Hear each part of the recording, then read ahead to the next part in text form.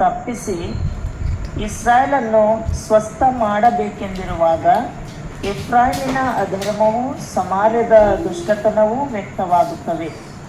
ಎಲ್ಲರೂ ಮೋಸ ಮಾಡುತ್ತಾರೆ, ಒಳಗೆ ಕಳ್ಳರು ನುಗ್ಗುತ್ತಾರೆ, ಹೊರಗೆ ಡಕಾಯಿತರು ಸುಲಿಯುತ್ತಾರೆ. ತಮ್ಮ ದುರ್ಮಾರ್ಗವೆಲ್ಲ ಯೆಹೋವನ ಜ್ಞಾಪಕದಲ್ಲಿರುತ್ತದೆ ಎಂದು ಅವರು ಮಂದಟ್ಟು ಮಾಡಿಕೊಳ್ಳುವುದಿಲ್ಲ. ಅವರ ದುಷ್ಕೃತ್ಯಗಳು ಈಗ ಅವರನ್ನು ಮುಟ್ಟಿಕೊಂಡಿವೆ, ನನ್ನ ಕಣ್ಣೆದುರಿಗಿವೆ. ತಮ್ಮ ಕೆಟ್ಟತನದಿಂದ ರಾಜನನ್ನು ಆನಂದಗೊಳಿಸುತ್ತಾರೆ, ಸುಳ್ಳುಗಳಿಂದ ಮುಖಂಡರನ್ನು ಸಂತೋಷಪಡಿಸುತ್ತಾರೆ. ಅವರೆಲ್ಲರೂ ವ್ಯಭಿಚಾರಿಗಳು.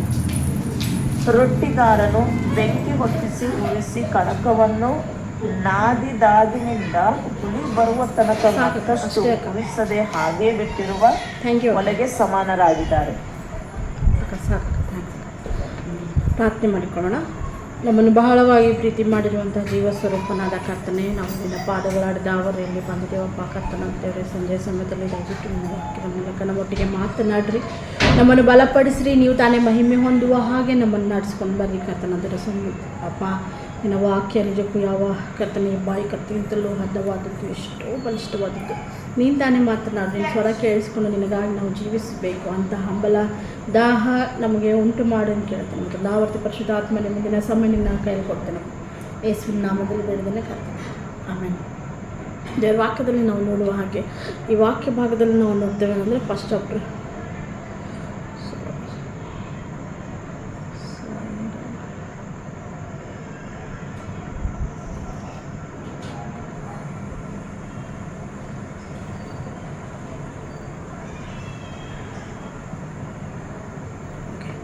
ನಾವು 1-3 ವಚನಗಳು ಗಮನಿಸಬೇಕಾದ್ರೆ ಎಲ್ರಿಗೂ ಸ್ಕ್ರೀನ್ ಕಾಣಿಸ್ತಾ ಇದೆಯಲ್ಲ, ದಯವಿಟ್ಟು ನೋಡ್ರಿ, ಗಮನಿಸ್ರಿ. ವಾಕ್ಯದಲ್ಲಿ ನಾವು ನೋಡಿರುವ ಹಾಗೆ ನನ್ನ ಜನರ ದುರಾವಸ್ಥೆಯನ್ನು ನಾನು ನೋಡಿದ್ದೇನೆ. ದೇವ್ರ ವಾಕ್ಯದಲ್ಲಿ ಹೇಳುವಂಥದ್ದೇನೆಂದರೆ, ದೇವರು ನಮ್ಮ ಒಂದು ದುರಾವಸ್ಥೆಯನ್ನು ನೋಡಿದ್ದಾನೆ ಅನ್ನೋದಾಗಿ. ಕರ್ತನು ನಮ್ಮ ದುಃಖ, ನಮ್ಮ ಕಷ್ಟ, ಕಣ್ಣೀರು ನೋಡಿರುವಂತಹ ದೇವರು.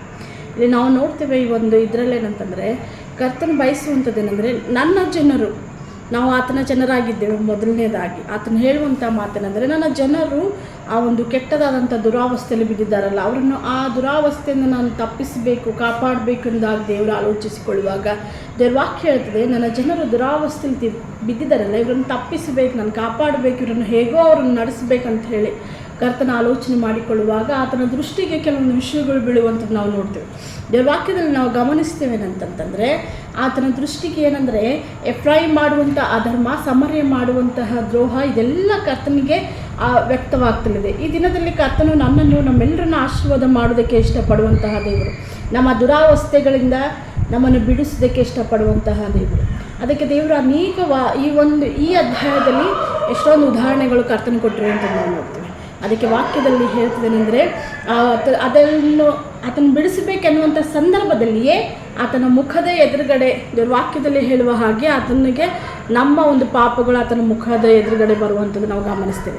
ಇಲ್ಲಿ ಸಹ ದೇವ್ರ ವಾಕ್ಯದಲ್ಲಿ ಹೇಳ್ತಿದ್ದೇನೆಂದರೆ, ತಮ್ಮ ದುರ್ಮಾರ್ಗವೆಲ್ಲ ಯೆಹೋವನ ಜ್ಞಾಪಕದಲ್ಲಿ ಇರ್ತದೆಂದು ಅವರು ಎಂದೂ ಸಹ ಅಂದ್ಕೊಳ್ಳೋದಿಲ್ಲ, ಅಂತ ಮನದಟ್ಟು ಮಾಡ್ಕೊಳ್ಳೋದಿಲ್ಲ. ಈಗ ಇವತ್ತು ನಾನು ಹೇಗೆ ಮಾಡಿದ್ದೀನಿ, ಈ ದಿನದಲ್ಲಿ ನಾನು ಹೇಗೆ ನಡೆದುಕೊಂಡಿದ್ದೇನೆ, ದೇವರ ವಿರುದ್ಧವಾಗಿ ನಾನು ಹೇಗೆಲ್ಲ ಪಾಪ ಮಾಡಿದ್ದೇನೆ, ನನ್ನ ಹೃದಯ ಈ ದಿನ ಈ ಸಮಯ ಕರ್ತನ ಮುಂದೆ ಹೇಗೆ ಇದೆ ಅನ್ನೋದಾಗಿ ಕೆಲವೊಂದು ಸಲ ನಾವು ಮನದಟ್ಟು ಮಾಡಿಕೊಳ್ಳೋದಿಲ್ಲ. ಎಷ್ಟೆಷ್ಟೆಲ್ಲ ತಪ್ಪು ಪಾಪಗಳು ಮಾಡಿದಾಗಲೂ ಸಹ ಅದನ್ನು ನಾವು ಬಹಳ ಸುಲಭವಾಗಿ ತೆಗೆದುಕೊಳ್ತೇವೆ.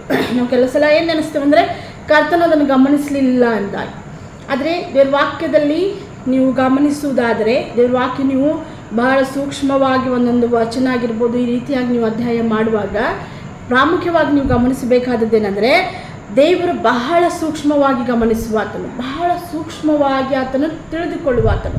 ಒಬ್ಬೊಬ್ಬ ವ್ಯಕ್ತಿಯ ಹೃದಯ, ಆ ವ್ಯಕ್ತಿ ಹೇಗೆ ನಡೆದುಕೊಳ್ತಾನೆ ಅಂತಕ್ಕಂಥದ್ದು ಗಮನಿಸ್ತಾನೆ ಎಂದಾಗ ನಾವು ಈ ಒಂದು ಕೀರ್ತನೆಯಲ್ಲಿ ನೋಡ್ತೇವೆ. ಕೀರ್ತನೆ 4ನೇ ಅಧ್ಯಾಯದಲ್ಲಿ ದೇವರು ನಮ್ಮನ್ನು ಗಮನಿಸ್ತಾನೆ, ಪ್ರತಿ ಸಾರಿ ಗಮನಿಸ್ತಾನೆ. ನಾವು ಹೇಗೆ ಮಾಡ್ತೇವೆ, ನಮ್ಮ ಬಿಹೇವಿಯರ್ ಏನಿದೆ ಅನ್ನೋದಾಗ ಆತನು ಪ್ರತಿ ಸಾರಿ ನಮ್ಮ ಕುರಿತು ಆಲೋಚಿಸಿಕೊಳ್ಳುವಂತಹ ದೇವರೆಂದಾಗ ನಾವು ನೋಡ್ತೇವೆ.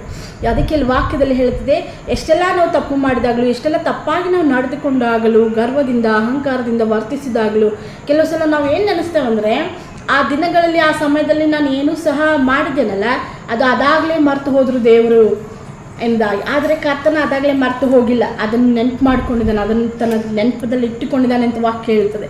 ಏನು ಹೇಳ್ತಿದ್ದಾನೆಂದರೆ, ಅಂತನು ಮರೆತು ಹೋಗ್ಲಾರ್ದಾನೆ, ಅದನ್ನು ನೆನಪಿನಲ್ಲಿ ಇಟ್ಟುಕೊಂಡಿದ್ದಾನೆ. ಈಗ ಮೊದಲು ನಾನು ಹೋಗಿ ನನ್ನ ದೇವ್ರ ಹತ್ರ ನಾನು ಕ್ಷಮಾಪಣೆ ಕೇಳಿ ಸರಿಪಡಿಸ್ಕೊಳ್ಬೇಕೆನ್ನುವಂತಹ ಹೃದಯ ನಮಗಿಲ್ಲ. ಅದರ ಬದಲಾಗಿ ನಾವು ದೇವರಿಗೆ ಅಡ್ಜಸ್ಟ್ ಮಾಡ್ಕೊಳ್ಳಿಕ್ಕೆ ಹೇಳ್ತೀವಿ ಅಂತ ಅನಿಸ್ತದೆ ಕೆಲವು ಸಲ.